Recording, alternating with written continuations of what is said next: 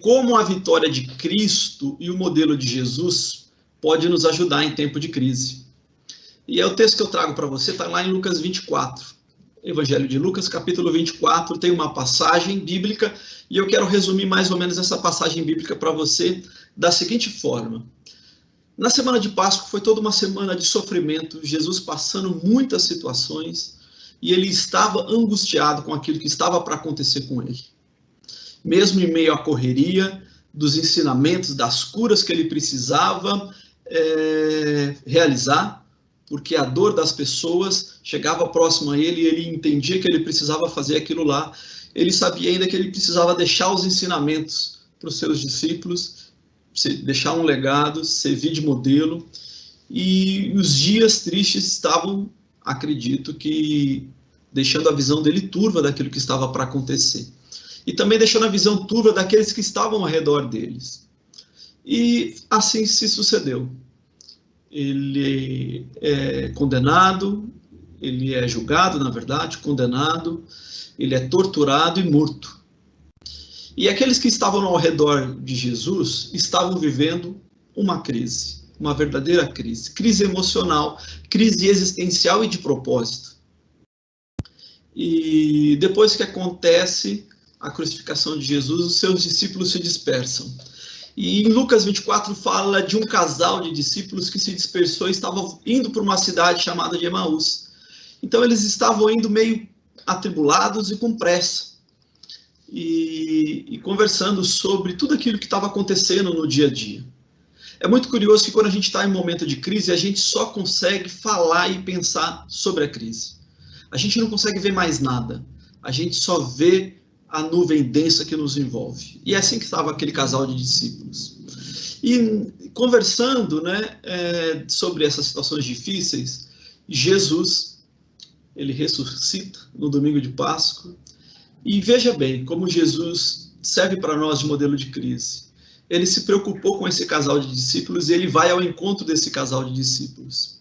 E Jesus se coloca no caminho com eles, ouvindo a conversa deles, e eles não reconhecem que Jesus é o Senhor da vida deles, eles não reconhecem que Jesus é aquele que fora crucificado, mas ressuscitou no domingo de Páscoa.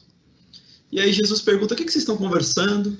E eles começam a falar das tribulações, e Jesus pergunta para eles, na verdade não pergunta, mas conversa com eles, percebendo que eles não reconheceram como Cristo.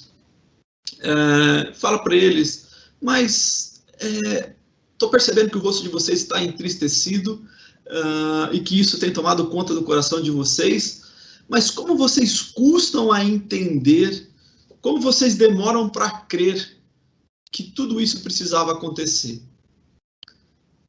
Aí, a partir disso, Jesus começa a ensinar e lembrar eles de que tudo aquilo estava para acontecer e já estava determinado pela vontade de Deus. E ensinando, mas mais do que ensinando, tendo essa empatia no caminhar, eles gostam muito da presença daquela pessoa e convidam essa pessoa, olha, fica com a gente essa noite, janta com a gente, dorme com a gente. E Jesus, percebendo que eles insistem, Jesus fala, tudo bem, eu fico com vocês. E aí no horário de do jantar, Jesus pega o pão, dá graças, reparte o pão, e compartilha a vida com eles. Mais do que escutar o coração deles, Jesus se conecta emocionalmente com eles, mas não apenas para lamentar, mas para trazer uma proposta de vitória, mesmo em meio à crise. Porque Jesus entendeu que eles não estavam vendo, porque a dor era tão profunda, a crise era tão profunda, que eles não conseguiam nem enxergar Jesus. E naquele momento que Jesus parte o pão e dá graça, é como se caíssem as escamas dos olhos desse casal de discípulos, e aí eles enxergam e veem quem Jesus é. Nesse momento, Jesus sai de cena, e eles falam que eles agora conseguem enxergar o que eles não estavam enxergando antes. E aquela nova sensação toma conta do coração deles, eles falam, o nosso coração está como se pegasse fogo, porque agora a gente consegue mais do que ver, a gente consegue sentir e entender qual é o propósito de Deus para a nossa vida, e a gente não vai ficar chorando em meio à crise. nós vamos levantar e ser diferentes. A semana pascal, para nós, tem essa valia. E o modelo de Jesus nos serve como uma vitória para os nossos dias difíceis também. Perceba que nos momentos difíceis, em meio a tanta correria, a gente para de enxergar o que é óbvio, o que é simples, aquilo que é o nosso propósito. A gente para de enxergar como Jesus continua sendo o Senhor da história e cuidando de tudo isso que está acontecendo, que tem acontecido. O que eu quero compartilhar com você hoje é o que a ciência mostra para nós. A ciência mostra para nós que quando nós, seres humanos, estamos caminhando, o nosso raio de visão periférica chega a atingir até 165 graus de visão periférica. Isso quando a gente está numa velocidade andando, caminhando numa velocidade normal. Mas quando a gente começa a correr, a nossa visão periférica vai sendo diminuída. Se a gente começa a correr a 40 km por hora, a nossa visão periférica se reduz apenas a 90 graus. E se a gente vai a 200 km por hora num carro, a nossa visão periférica ela é reduzida a 7 graus. Talvez você está na correria do teu dia a dia. Talvez a crise está fazendo com que você corra e se envolvendo com tarefas emergenciais e urgentes que acabam se somando. Tarefas profissionais, familiares, afetivas, emocionais. E você se envolve em tantas tarefas que você só sabe correr, porque você está preocupado com a crise. E aí você não vê aquilo que precisa ser visto, que é o propósito de Deus para a sua vida e enxergar que Deus está com você. Olha para trás e veja todos os livramentos e tudo aquilo que Jesus já te conduziu. Ele continua sendo Deus, ele continua sendo bom. Se o Naaman estivesse aqui, ele falaria que Deus é bom, Deus é muito bom, Deus é bom demais e o tempo todo.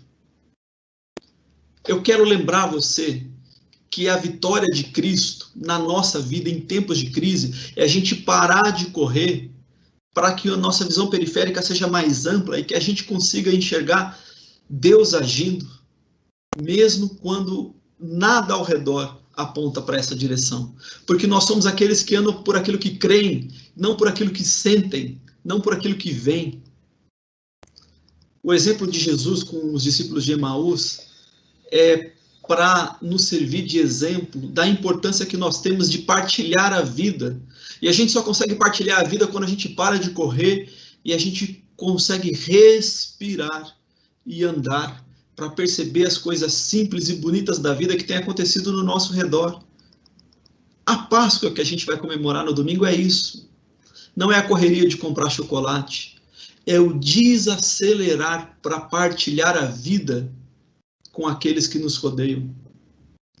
Perceba que a visão dos discípulos de Emaús foi restaurada quando eles desaceleraram, sentaram e comeram junto ao redor da mesa. E ali eles entenderam a beleza do propósito de Deus na vida deles. De tal maneira que eles saem dali e continuam levando o legado de Jesus, os ensinamentos de Jesus para as outras pessoas. Levando para os outros discípulos uma palavra de esperança de que Jesus ressuscitou. Desacelera nessa quinta-feira a sua vida, para que você consiga ver a vitória de Jesus mesmo em meio a tempos de crise. E para que você consiga levar para mais pessoas, para os seus líderes, para os seus liderados, para a sua família, essa palavra de esperança que é o significado da Páscoa. Não perca o foco. Abra sua visão. Para isso eu te convido, desacelere. Se afaste da correria emocional que toma conta do seu coração.